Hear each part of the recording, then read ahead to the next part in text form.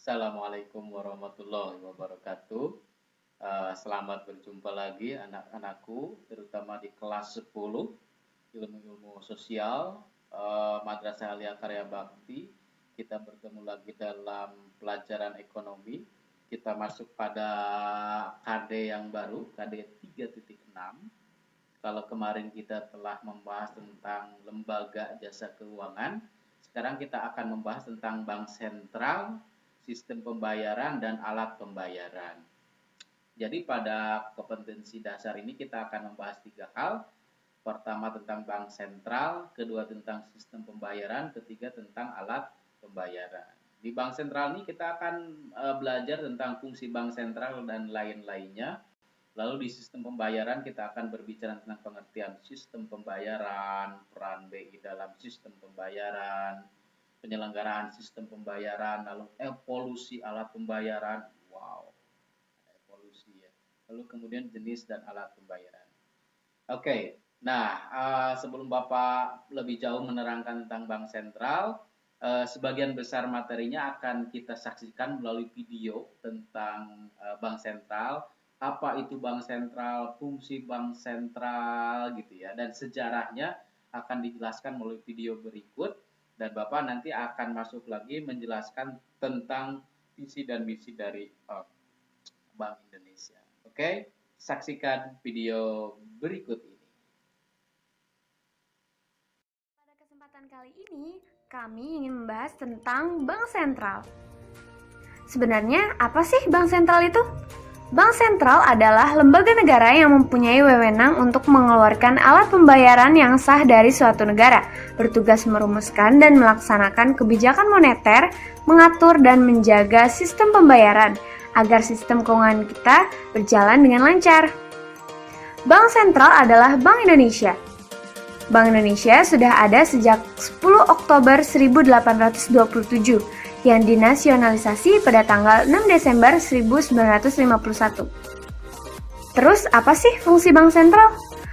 Fungsi bank sentral antara lain memelihara kestabilan keuangan nasional, melancarkan pembiayaan pembangunan ekonomi, pelaksanaan kebijakan moneter dan keuangan, mendorong pengembangan sistem perbankan yang sehat. Bank sentral juga mempunyai tujuan, yaitu sesuai Undang-Undang Nomor 23 Tahun 1999, Bab 3 Pasal 7, tujuan Bank Indonesia adalah untuk mencapai dan memelihara kestabilan rupiah. Kestabilan ini meliputi kestabilan nilai rupiah terhadap barang dan jasa, serta kestabilan nilai rupiah terhadap mata uang negara lain. Tugas bank sentral dibagi menjadi 3, yaitu 1. Menetapkan dan melaksanakan kebijakan moneter, 2. Mengatur dan menjaga sistem pembayaran, 3. Mengatur dan mengawasi bank. Menetapkan dan melaksanakan kebijakan moneter yaitu bisa meliputi menetapkan sasaran moneter, melakukan pengendalian moneter, dan memberikan kredit atau pembiayaan.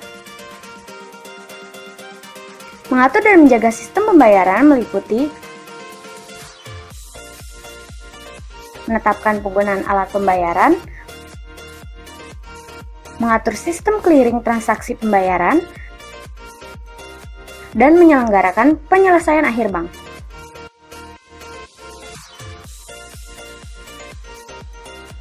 Mengatur dan mengawasi bank meliputi juga memberikan dan mencabut izin usaha bank, memberikan izin pembukaan, penutupan, dan pemindahan kantor bank, serta memberikan persetujuan kepemilikan dan kepengurusan bank.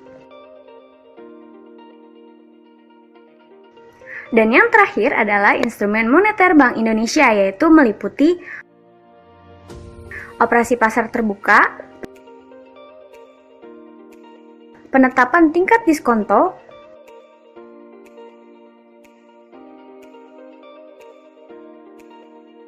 dan giro wajib minimum. Bank Indonesia juga mempunyai hubungan mulai dari hubungan dengan pemerintah hingga hubungan dengan internasional. Hubungan dengan pemerintah yaitu bertindak sebagai pemegang kas pemerintah. Pemerintah wajib meminta pendapat Bank Indonesia dalam sidang kabinet dan memberikan pendapat serta pertimbangan mengenai RAPBN. Sedangkan hubungan dengan internasional yaitu dapat melakukan kerjasama dengan bank sentral negara lain, organisasi lembaga internasional, dan Bank Indonesia dapat bertindak tegas atas nama negara di lembaga multilateral dan internasional sumber.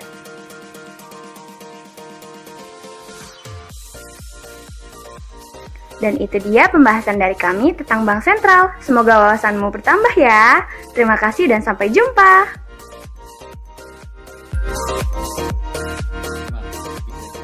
Menarik kan? Bapak telah nonton beberapa kali dan Bapak pikir itu video yang cukup lengkap ya, menjelaskan tentang sejarah singkat Bank Indonesia, fungsi, tujuan. Nah, selanjutnya Bapak akan menerangkan tentang visi, misi, dan nilai strategis Bank Indonesia. Nilai strategis mungkin nanti Bapak akan jelaskan, tapi Bapak akan menjelaskan tentang visi dan misi. Nah, tapi sebelum lebih jauh, kita harus tahu perbedaan antara visi dan misi. Kalau visi itu merupakan cita-cita jangka panjang. Sepanjang apa, Pak? Yang itu tergantung. Kalau yang namanya Bank Indonesia dan ada lembaga pemerintah seperti organisasi yang lain, dia punya jangka waktu tertentu. Kalau biasanya pergantian di Bank Indonesia itu Bapak tepatnya kurang tahu gitu ya, kalian bisa googling sendiri, tapi yang pasti kalau nggak salah dia mengikuti kepresidenan gitu ya, waktu mungkin 5 tahun. Jadi kalian bisa googling sendiri. Yang pasti kalian bisa membedakan antara visi dan misi. Visi itu adalah cita-cita jangka panjang. Lalu kemudian misi itu apa? Misi itu adalah langkah-langkah ya, tahap-tahap kegiatan, tahap-tahap program untuk mencapai visi tersebut. Nah, lalu apa visi Bank Indonesia? Visi Bank Indonesia itu adalah menjadi bank sentral digital terdepan yang berkontribusi nyata terhadap perekonomian nasional dan terbaik di antara negara-negara emerging market untuk Indonesia maju. Gitu ya. Jadi satu, visinya itu berkontribusi terhadap perekonomian Indonesia. Dan yang kedua, menjadi yang terbaik di antara negara-negara emerging market. Apa itu negara emerging market? Negara emerging market adalah negara-negara yang menjadi tujuan para investor. Itu jadi dari visi ini kita dapat mendapatkan sebuah gambaran bahwa Bank Indonesia itu ingin berkontribusi terhadap gitu ya, terhadap perekonomian nasional gitu, dan menjadi negara dengan gitu ya sistem perbankan atau menjadi negara yang terbaik di antara negara-negara negara-negara tujuan para investor. Banyak di kita itu negara tetangga kita itu tujuan investor semua. Vietnam gitu ya, terutama kalian kan Vietnam banyak lah ya, sebenarnya seperti itu. Salah satu tujuan investor selain Vietnam, kalau tingkatan Asia ada India. Tentu kalian kalau update berita-berita menarik di internet, terutama yang ramai tentang Tesla itu ya, tentang Elon Musk gitu ya. Dia ternyata ada kabar loncat investasinya, tadinya mau Indonesia tapi kemudian ke negara India. Tidak tahu ya seperti apa alasannya, tapi itu tadi ya, beda antara visi dan misi. Nah, lalu misi Bank Indonesia itu dia sebenarnya ada 7. Pertama adalah mencapai dan memelihara stabilitas nilai rupiah melalui efektivitas kebijakan moneter dan bauran kebijakan Bank Indonesia. Apa itu kebijakan moneter? Secara sederhana, kebijakan moneter adalah kebijakan untuk menstabilkan ya perekonomian Indonesia gitu ya, dengan instrumen utamanya adalah moneter atau uang. Bagaimana secara lebih detail nanti Bapak akan jelaskan pada pertemuan berikutnya. Kedua, turut menjaga stabilitas sistem keuangan melalui efektivitas kebijakan makroprudensial Bank Indonesia dan sinergi dengan kebijakan mikroprudensial otoritas jasa keuangan. Kalian harus bisa membedakan ya antara makro dan mikro. Kalau makro itu bayangan sederhananya adalah sesuatu yang sangat luas. Kalau mikro itu cakupannya sangat kecil. Contohnya kalau ekonomi makro itu apa? Satu, misalkan tentang kemiskinan, tentang pengangguran, ya, tentang inflasi. Itu adalah hal-hal yang sifatnya makro. Yang mikro itu seperti pendapatan seseorang gitu ya, UKM, itu sifatnya mikro seperti itu. Nah, apa itu jenis-jenisnya kebijakan makroprudensial Bank Indonesia? Nanti bisa dijelaskan. Tapi di sini ada kata yang menarik nih ya, yang pasti kalian mungkin baru mendengarnya. Ini adalah otoritas jasa keuangan. Apalagi itu otoritas jasa keuangan, nanti juga kemudian kita akan jelaskan. Yang ketiga adalah turut mengembangkan ekonomi dan keuangan digital melalui penguatan kebijakan sistem pembayaran Bank Indonesia dan sinergi dengan kebijakan pemerintah serta mitra strategis lain. Sistem pembayaran. Ya, ini berkaitan dengan materi yang sebelumnya. Ya, tentang uang dan lembaga keuangan. Gitu ya sebenarnya. Sistem pembayaran itu ada aturan-aturan tersendirinya, nggak bisa kita seenaknya. Apalagi transaksi dalam jumlah yang sangat besar. Itu ada aturan semuanya, gitu ya. Nah, itu diatur oleh BI. Lalu kemudian keempat, turut mendukung stabilitas makroekonomi, gitu ya, dan pertumbuhan ekonomi yang berkelanjutan melalui sinergi bauran kebijakan Bank Indonesia dengan kebijakan fiskal dan reformasi struktur pemerintah serta kebijakan mitra strategis lain. Mendukung stabilitas makro. Bagaimana kemudian kondisi-kondisi makroekonomi itu bisa stabil gitu ya, dengan didukung atau dibantu oleh Bank Indonesia. Apa hubungannya Pak Bank Indonesia dengan inflasi? Apa hubungannya Pak Bank Indonesia dengan pengangguran? Pertanyaan yang bagus, itu nanti Bapak akan jelaskan seperti itu sebenarnya.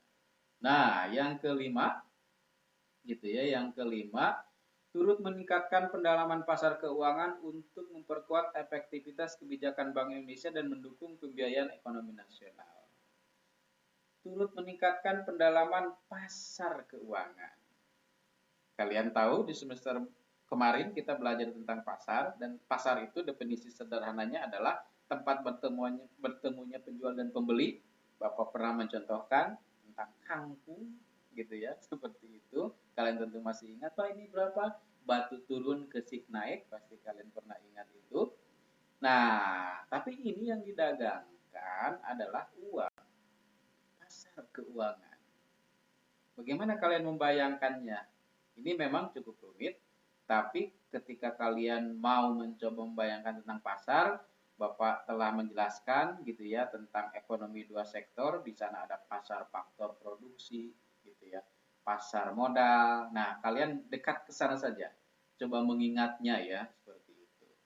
Yang keenam, turut mengembangkan ekonomi dan keuangan syariah di tingkat nasional hingga tingkat daerah. Nah, BI juga punya tanggung jawab mengembangkan ekonomi syariah. Apa sih bentuk pengembangan ekonomi syariah? Pengembangan Bank Indonesia, pengembangan bank syariah tentu saja. Pak, di iklan saya membaca melihat tentang Bank Syariah Indonesia. Nah, kan asalnya banyak tuh banknya, Bank Muamalat, Bank Syariah Mandiri, Bank Syariah BRI, tapi disatukan sekarang menjadi Bank Syariah Indonesia namanya. Apakah itu salah satu bentuk dukungan pengembangan ekonomi? Setahu saya iya. BI punya kebijakan strategis tentang pengembangan ekonomi syariah atau perbankan syariah Indonesia. Ketujuh, mewujudkan bank sentral berbasis digital dalam kebijakan dan kelembagaan melalui penguatan organisasi, sumber daya manusia, tata kelola dan sistem informasi yang andal serta peran internasional yang proaktif. Jadi sekarang lagi rame peran-peran digital ya, bukan kita saja di Madrasah Aliyah Karya Bakti yang kita sekarang belajar dari rumah atau belajar menggunakan media digital, tapi lembaga-lembaga lain juga sekarang sudah mulai, sudah dari dulu-dulu sih, mereka kemudian memperhebat praktek digital mereka, termasuk Bank Indonesia sebenarnya. Oke, itu tadi. Nah, tapi sebelum ditutup, Bapak menjelaskan sedikit. Pertanyaan selanjutnya, apa perbedaan antara bank sentral dengan bank-bank yang lain, dengan bank umum? Oke, pertanyaannya lanjutnya, apakah bank sentral punya ATM? Tidak. Apakah bank sentral menerima tabungan? Tidak. Bank sentral satu-satunya bank yang tidak punya ATM, ya, dan juga bank sentral tidak menarik tabungan, tapi bank sentral adalah mencetak uang dan membagikannya. Bagaimana caranya? Nanti kita saksikan pada periode atau pada video-video berikutnya. Oke, materi KD 3.6 khususnya tentang bank sentral Bapak cukup sekian. Semoga kalian bisa mencatat semua materinya dengan baik. Tetap jaga kesehatan. Sampai jumpa lagi pada pertemuan-pertemuan berikutnya. Terima kasih. Assalamualaikum warahmatullahi wabarakatuh.